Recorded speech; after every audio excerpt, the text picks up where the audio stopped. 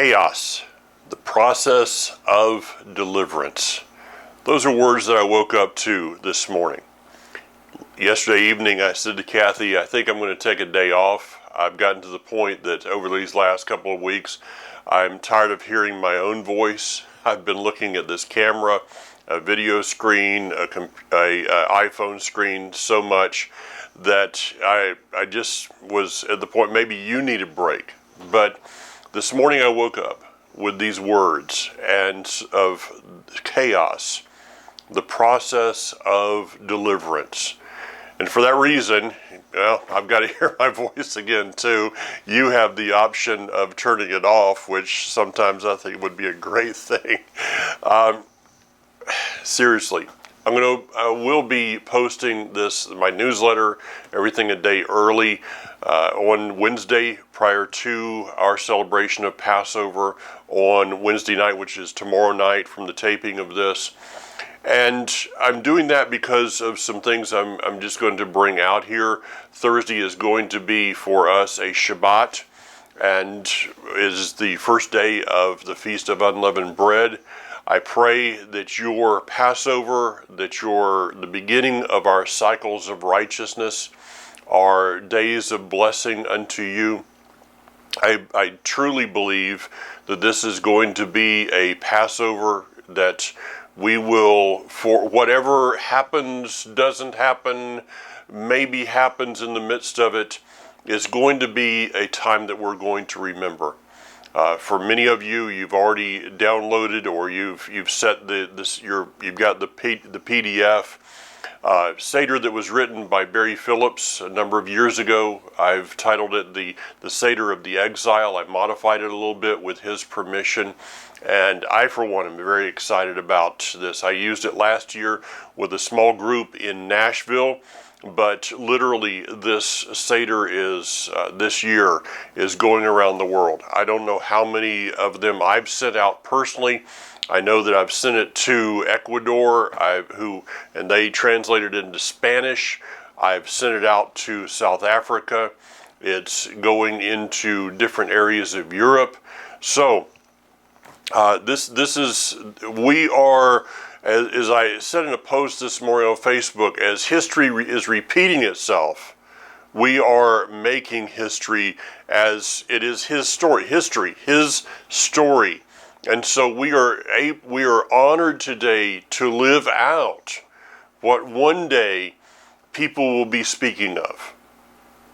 That to me is mind-boggling. So before I get into this teaching, I want to talk about just a couple of things. Many of you know that I taught preparedness for a number of years. During that time, it was not something that I specifically went looking for. It was not something that I felt was really my idea. I was very happy in the teachings that I was doing at the time, but felt that was something that I needed to do. And so we put out ended up being about 20 hours of DVD at the time. I would upload them again, but I feel like there's so much information out there that you can maybe find some better resources of what you would like to look at. I do find it funny that when people would ask me, and I've mentioned this before, when people would ask me what's a good investment, I would always say toilet paper. How appropriate is that in our day? But if you look at what is happening in the world, this lockdown, there are approximately almost 4 billion people in the world right now that are on some type of a lockdown. Now, there's approximately, I think it's approaching 8 billion people in the world.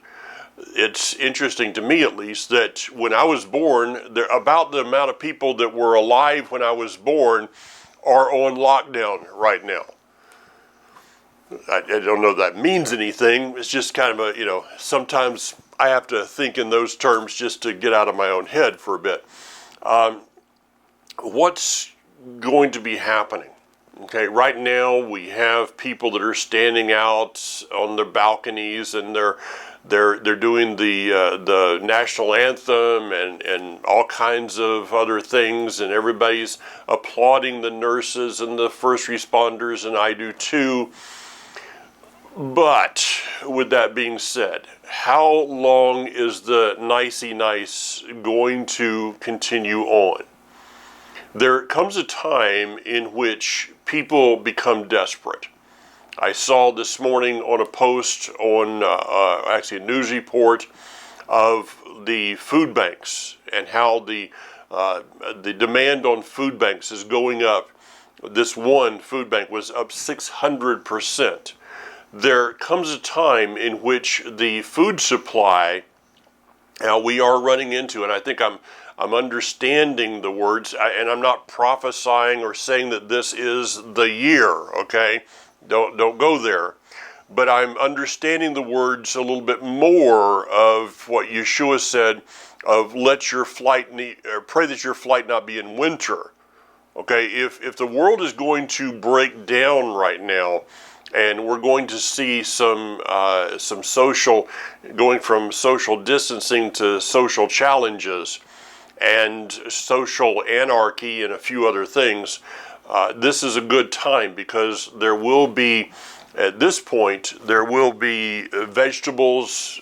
I strongly recommend that anyone right now, even if you're in an apartment and you have just a small area, get some seeds going, go get some plants, get something to where you can at least have some kind of a small garden. It's very simple to do.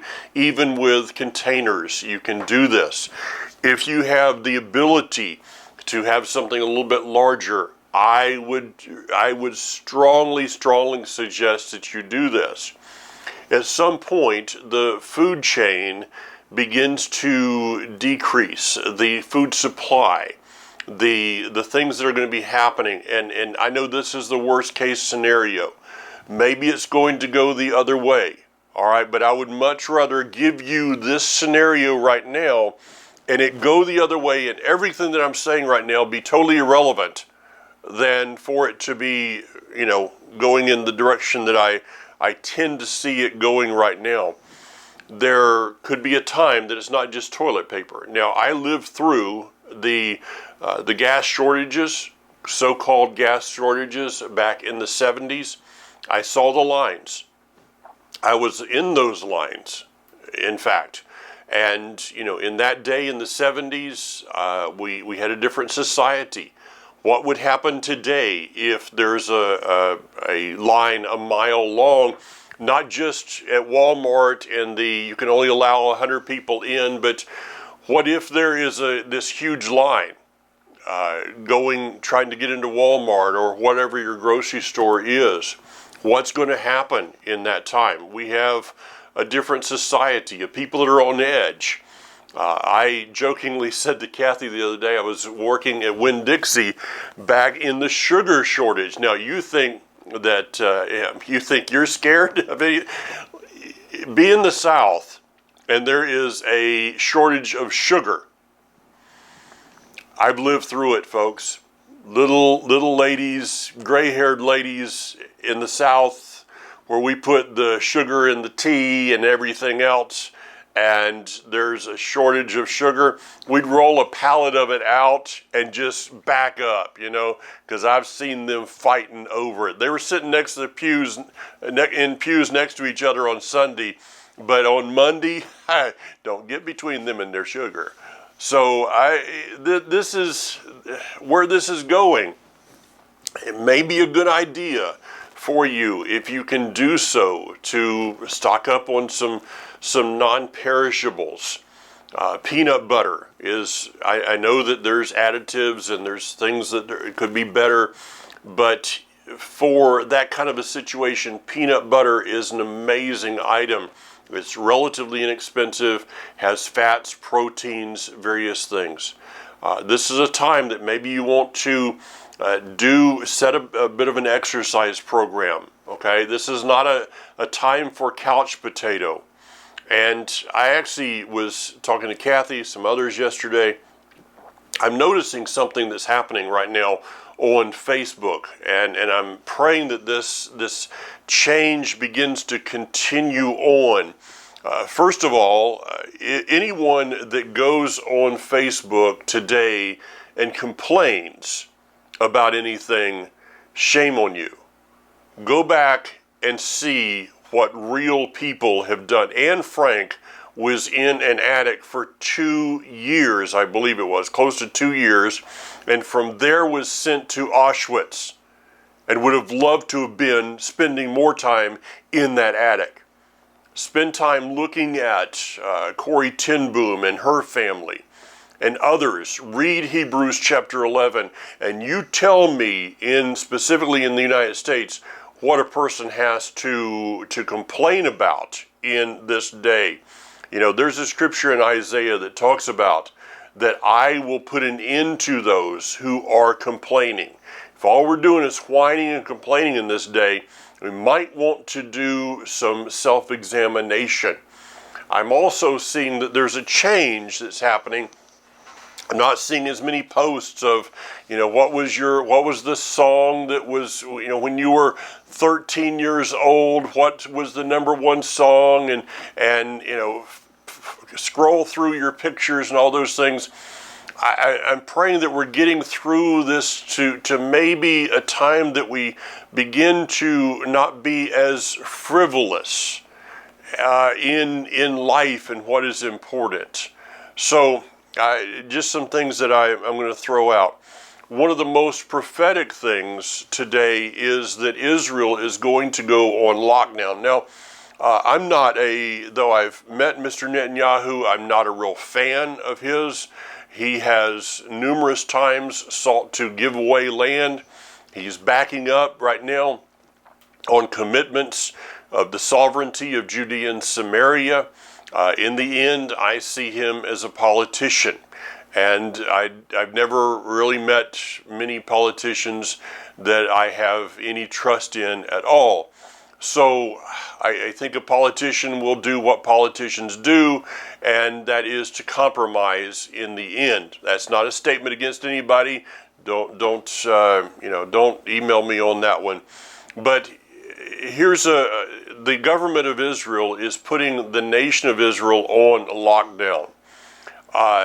The aspect of that is so intriguing to me is that over the country at 3 p.m. on Wednesday, so by the time this video is released, at 3 p.m. on Wednesday, no one will be allowed to buy and sell. It will be the time that you enter into, between the evenings of entering into Passover, no one will be allowed out of their homes. This is specifically in Jewish communities, but my understanding is in other communities they're going to be putting this lockdown also.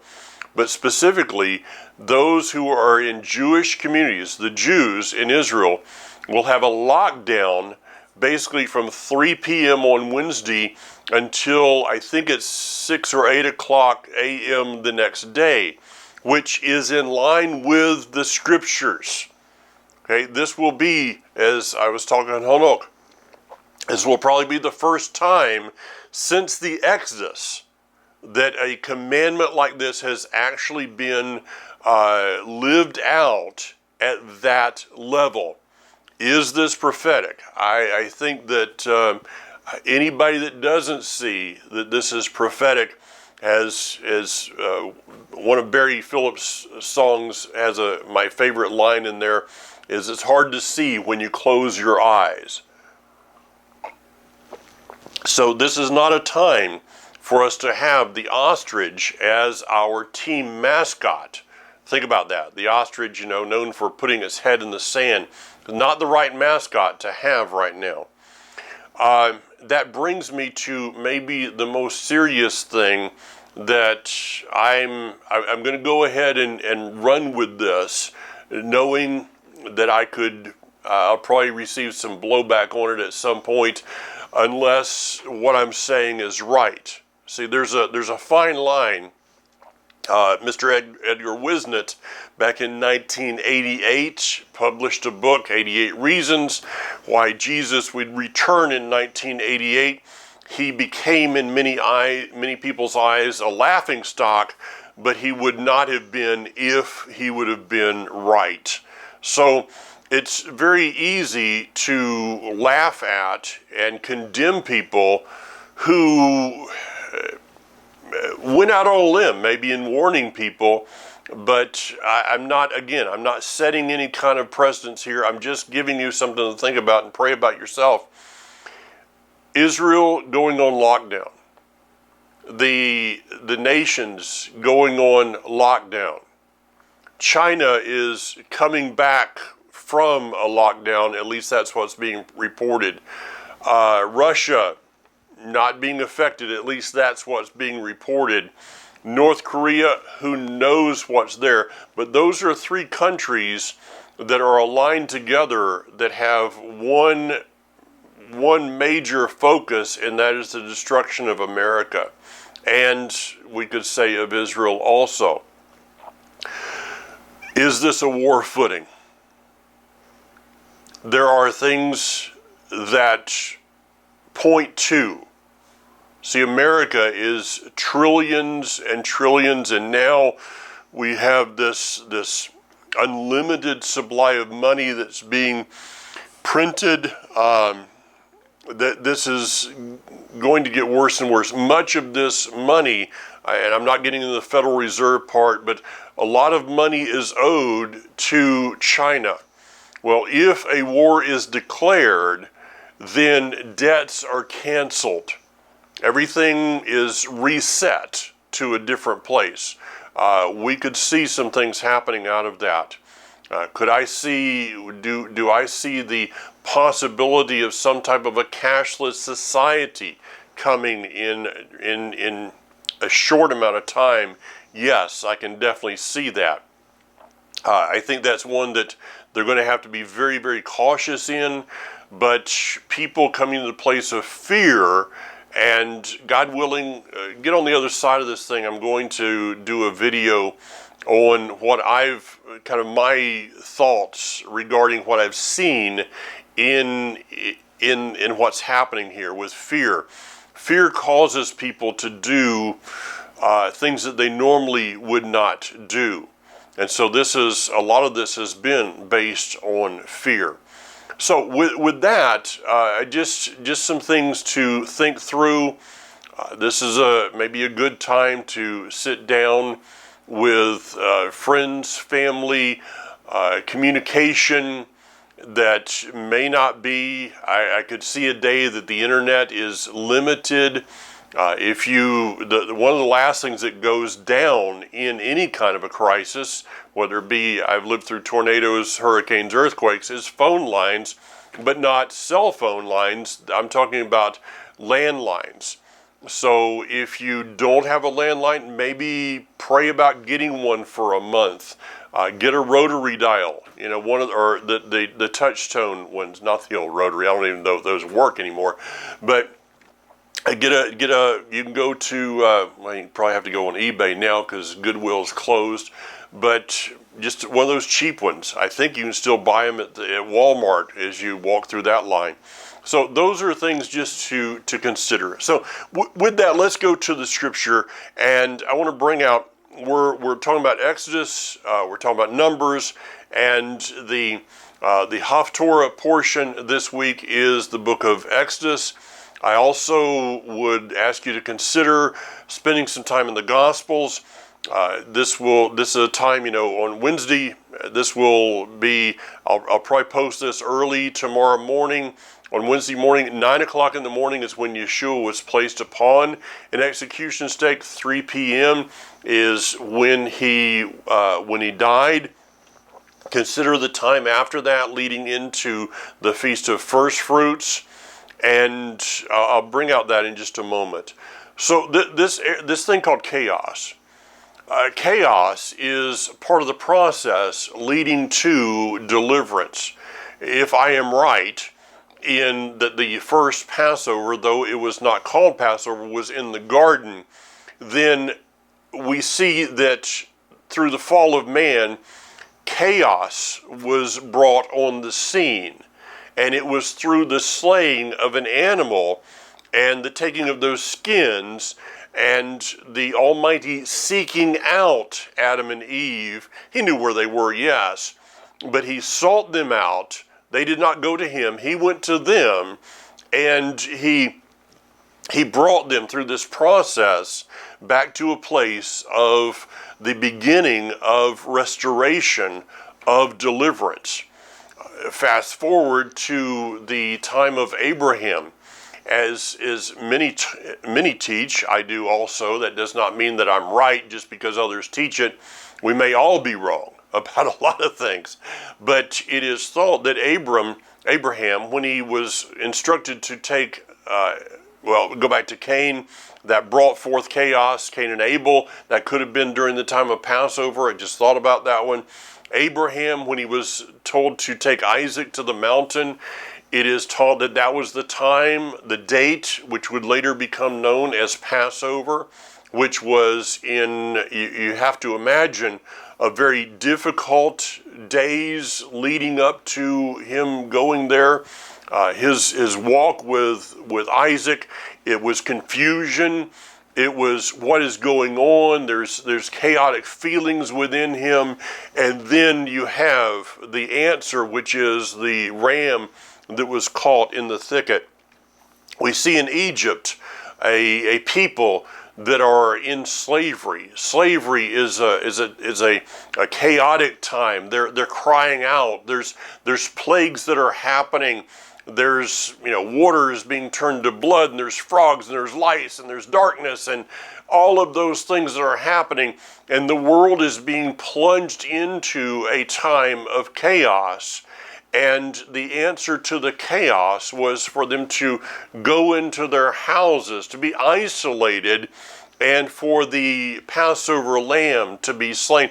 The Passover lamb and them leaving the confines of Egypt, of Mitzrayim, did not bring them immediately out of that chaos, though. In fact, for many of us, we would maybe consider that it plunged them into a greater level of chaos as they were standing there at the edge of the Reed Sea, which, by the way, if you didn't see the news, a 4.5, I think it was 4.5 earthquake south of Eilat, which would have, just the other day, which would have been the same area that the Hebrews would have gone across the Reed Sea. Again, are these things, are they just kind of, little, this is happening here and there? No, everything is connected. Everything that happens in the world is connected, and is connected to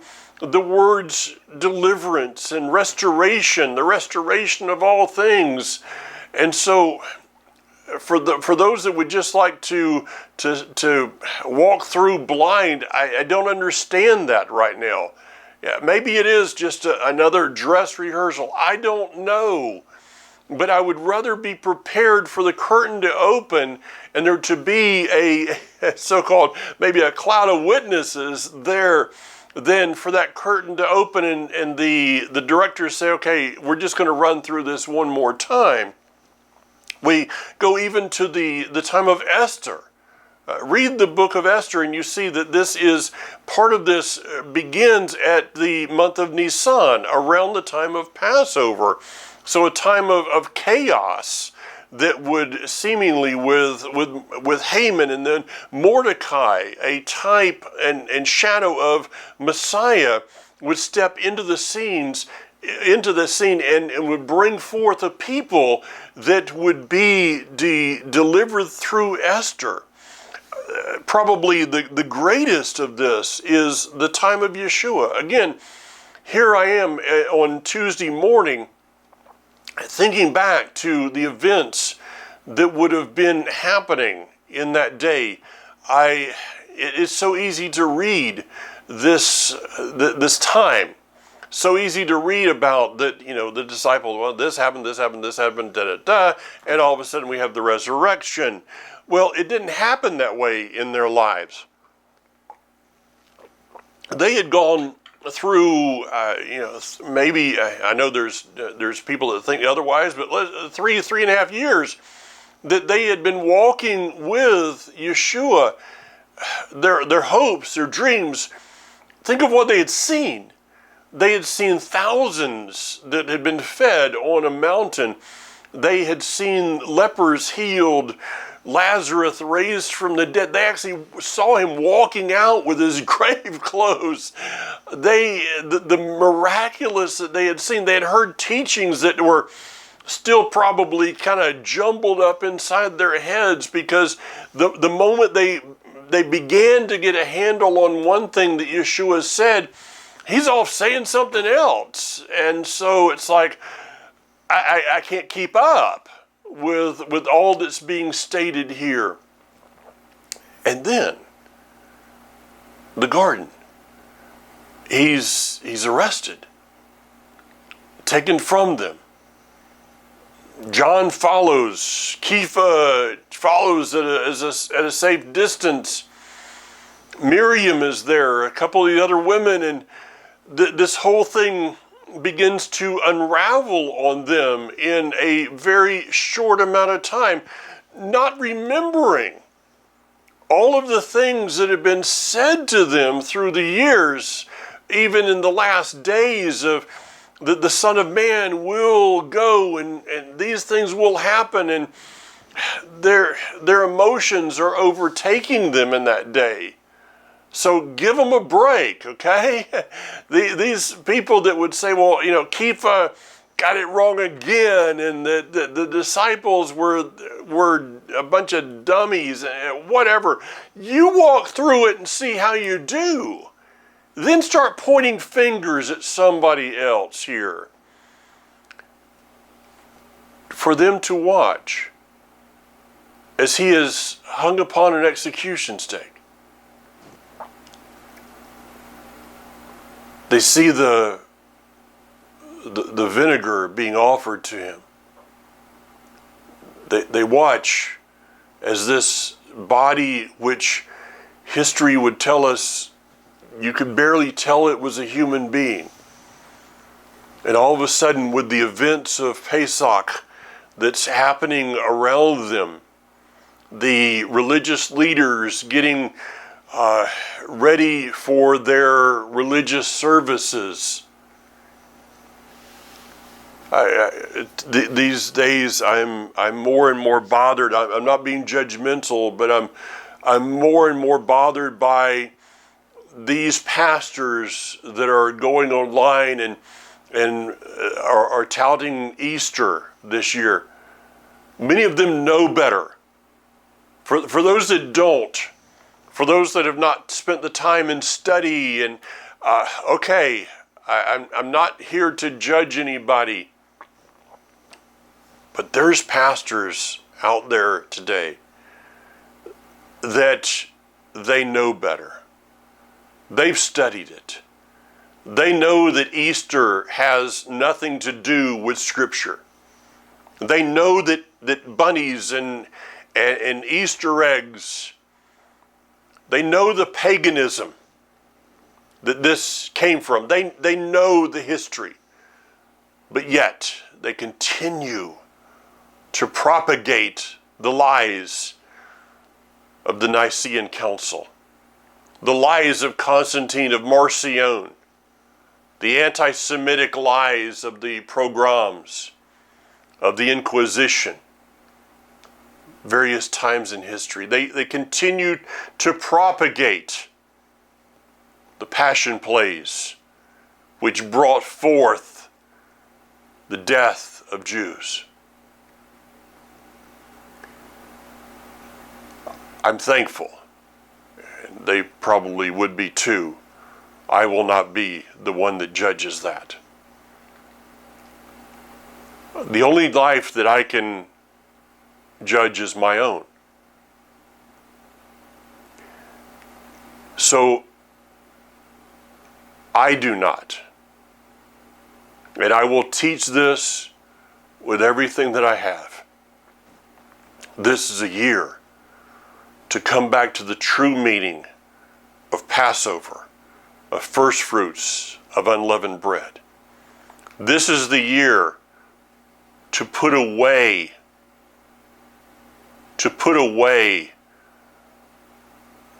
Constantinian Catholicism. This is a year to put away those things.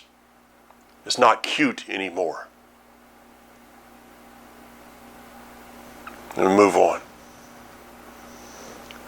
You imagine what it was like to be those disciples? Miriam, Joseph of Arimathea, to lay Yeshua in a tomb. It was chaos. It was confusion.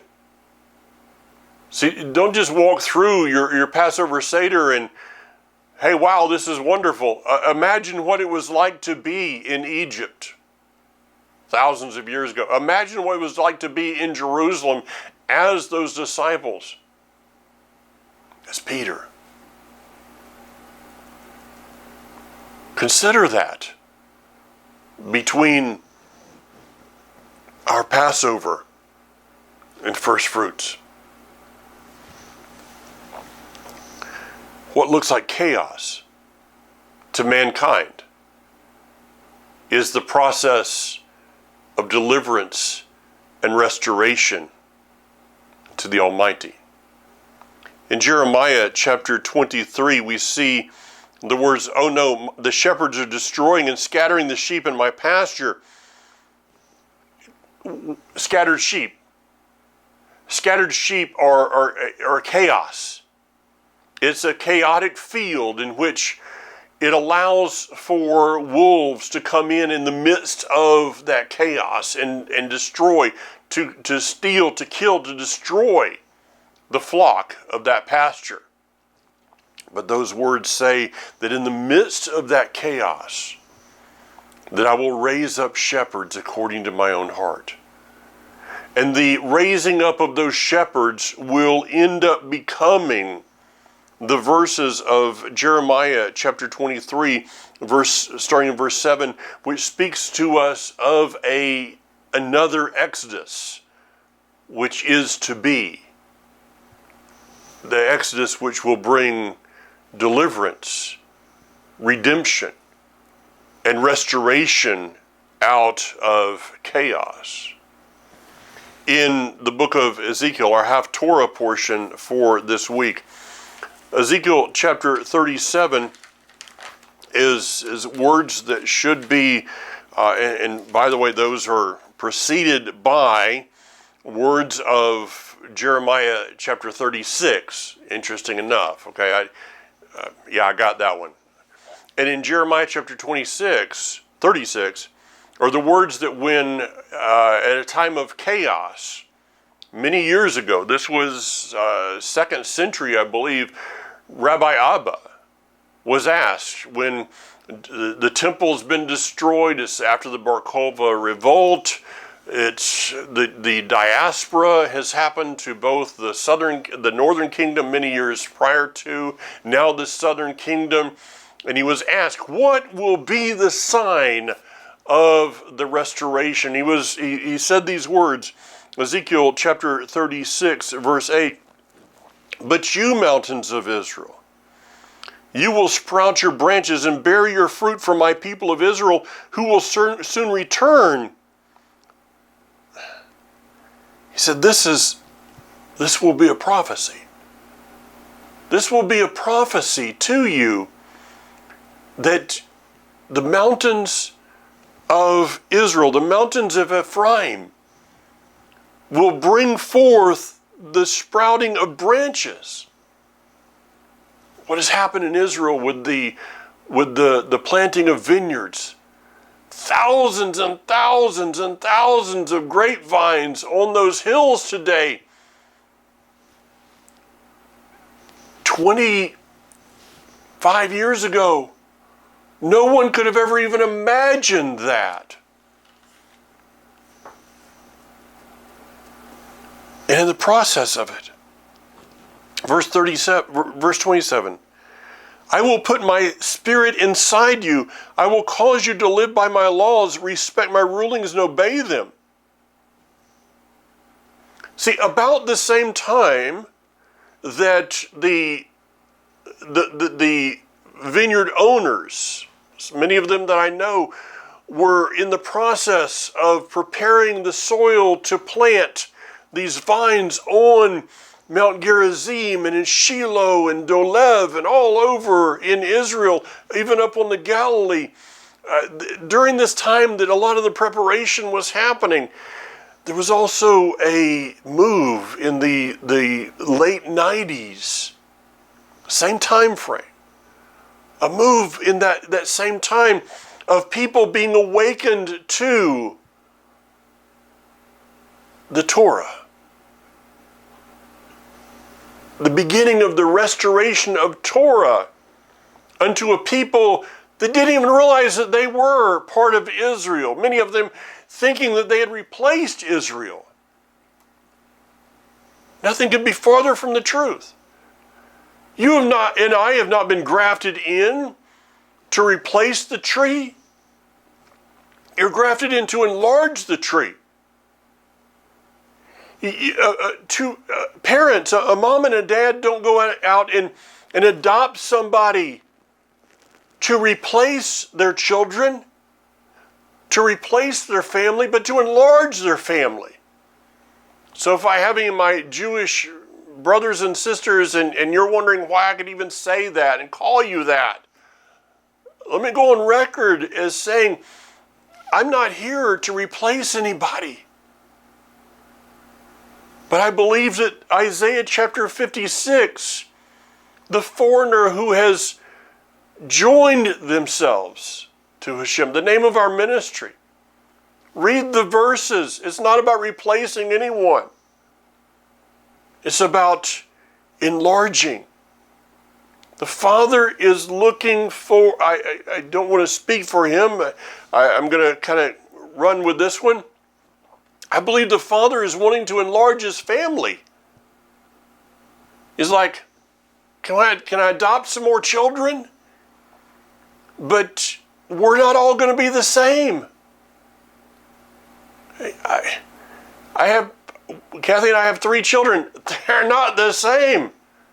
Okay? They're absolutely, totally different. And so are your children. So why would you expect that his family would all look and act the same? We've got to get a bigger picture than this. But with that, Ezekiel chapter 37 is the prophecy of the valley of dry bones. Many of us believe this is the time of the Shoah, the Holocaust. Chaos, confusion, people being put on boxcars. I've been to Track 17 in Berlin. I've stood in the building where the final solution was signed. I've been to Sachsenhausen concentration camp. I've stood in the numerous Shoah memorials in Israel, even the old one. Stood next to Corrie ten Boom's tree, Oskar Schindler's tree. I've been to the Shoah Memorial. It's not a museum. Smithsonian is a museum. This is a memorial to people that died. 6 million Jews, 1.5 million of them children. I saw this huge enclosure of shoes in Tampa. I've been to the one in Washington, D.C. I've wept with friends during the time of the Intifada, the Oslo War in Israel. Times of confusion. Times of chaos where families were placed upon boxcars, taken in the dead of night, many times days of travel, taken off of those boxcars and families separated to never see each other again. Children looking in the distance knowing that part of the smoke that's going up from the chimney is their mom or their dad. And out of that chaos, out of that confusion would come the birth of the state of Israel. Not a religious state. Many people in that day, atheists, agnostics, had gone through a lot of things. Many of them had lost their faith because of what they had seen.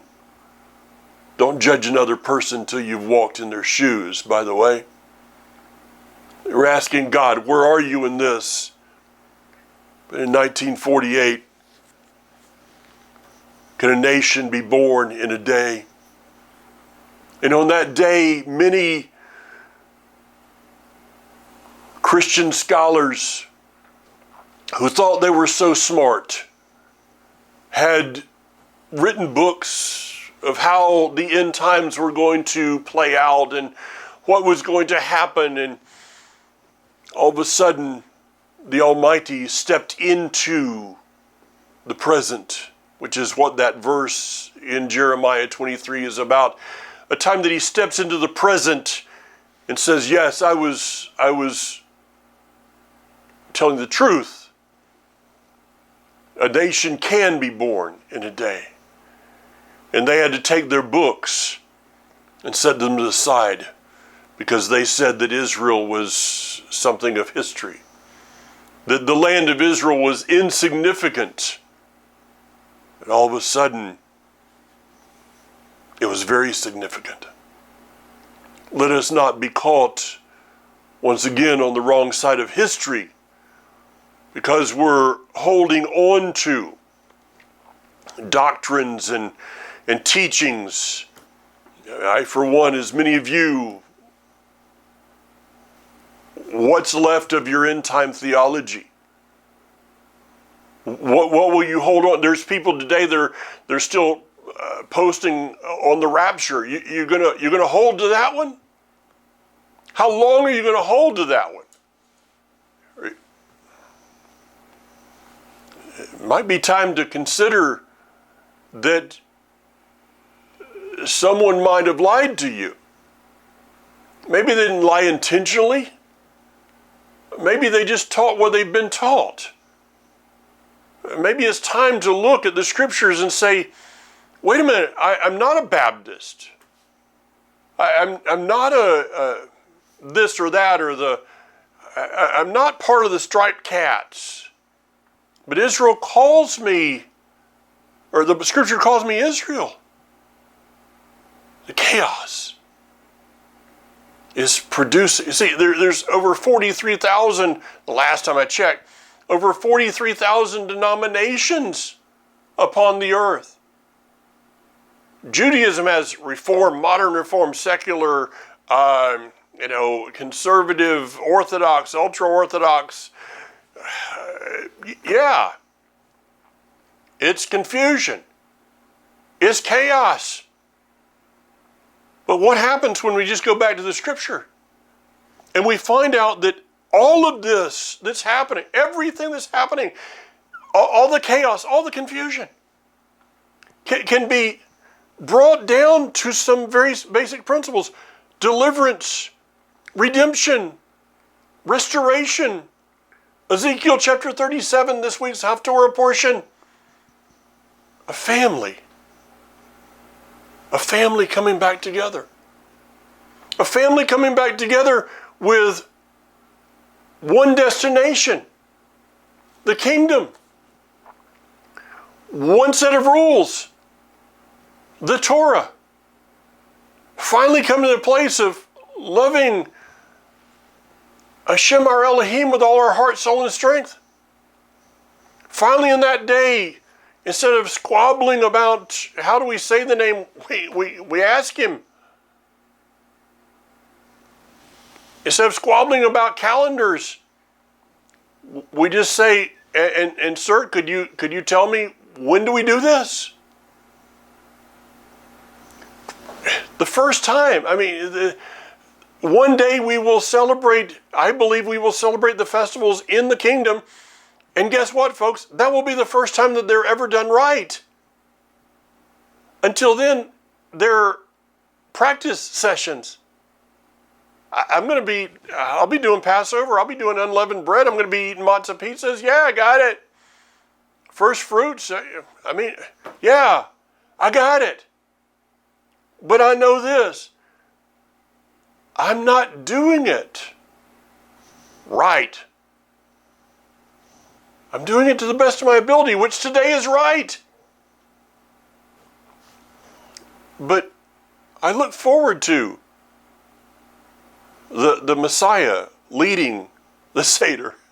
I think it's going to be great. So what do we do in the process? I got 3 minutes. What do we do in the process? I read these verses this morning. I'm just kind of reading through different books and some that I haven't spent a lot of time with lately. And 2 Peter chapter 3 talks about the last days and the scoffers and where is this promise coming and all of those things that people say. But it says, since in verse 11, since everything is going to be destroyed like this, okay, there's going to be a day that's got to be. It's going to be chaos. It talks about Noah. That was chaos. And out of chaos came deliverance, came restoration. What kind of people should we be? That's the question of the day. That's the question of the day. What kind of people should we be? We should lead holy and godly lives. As you wait for the day of Elohim and work to hasten its coming. People say, well, I'm waiting on God. What if he's waiting on us? What if, yes, there's an appointed time, but that appointed time has something to do with us engaging in the process of the appointed time coming. Am I saying we can change that time? Is it possible that we could delay the time? Are you willing to take the chance on that? That, well, if I just sit back and do nothing, it'll come anyway? Is it possible? Could we actually even entertain this thought that us being engaged today in the chaos, finding his order within the chaos, could be a part of the day being hastened instead of delayed? I guess that's something that each of us is going to have to come to our own thoughts. But maybe it's time to quit thinking so much and start doing. Yes, there's chaos. Those are chaotic times. But in the end, chaos is just the process that brings forth deliverance, that brings forth redemption, that brings forth restoration. Chag Sameach. I pray that your festival season is just rich. No matter what happens during it, if Elijah shows up at the door or not this year, may it be a time that sets a new level of our lives. So with that, Shavua Tov. Have a blessed, prosperous week, of course. And Be'ezrat Hashem, God willing, with his help, unless Elijah comes to the door, and that'd be okay too. But if not, we'll see you again next week. Until then, be strong. Yivarechecha Adonai v'yishmarecha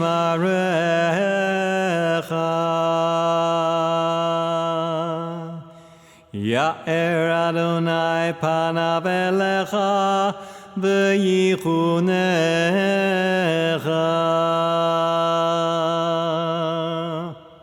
יישא אדוני פניו אליך וישם לך שלום.